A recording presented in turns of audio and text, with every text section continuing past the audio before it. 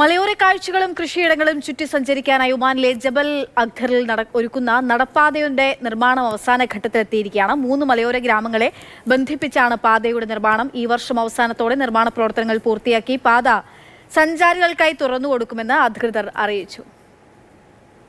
3 villages train അഥവാ 3 ഗ്രാമങ്ങളെ ബന്ധിപ്പിക്കുന്ന പാത ഒമാനിലെ ജബൽ അഖറിലെ മലമ്പാതയ്ക്ക് ഇങ്ങനെയാണ് പേരിട്ടിരിക്കുന്നത്. അൽ-ലഹർ, അൽ-ലൈൻ, അൽ-ഷാരിജ എന്നീ 3 മലയോര ഗ്രാമങ്ങളെ ബന്ധിപ്പിക്കുന്നതാണ് 2.5 കിലോമീറ്റർ നീളമുള്ള പാത. ഒമാൻ പൈതൃക ടൂറിസം മന്ത്രാലയമാണ് ഈ പദ്ധതി നടപ്പാക്കുന്നത്. ജബൽ അഖർ വാലി ഓഫീസിന്റെയും ജബൽ അഖർ മുനിസിപ്പാലിറ്റിയുടെയും സഹകരണത്തോടെയാണ് നിർമ്മാണം.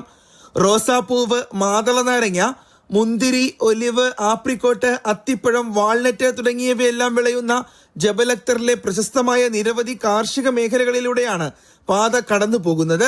പരമ്പരാഗത പർവ്വതവാസത്തെക്കുറിച്ചും ജീവിത രീതികളെക്കുറിച്ചും ഓരോ കാഴ്ചകളും പറഞ്ഞു തരും.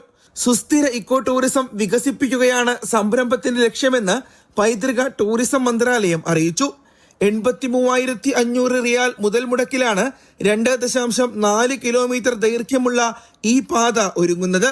ഈ വർഷം അവസാനത്തോടെ പദ്ധതി മുഴുവനായും പൂർത്തിയാകുമെന്ന് പ്രതീക്ഷിക്കുന്നതായി അധികൃതർ വ്യക്തമാക്കി.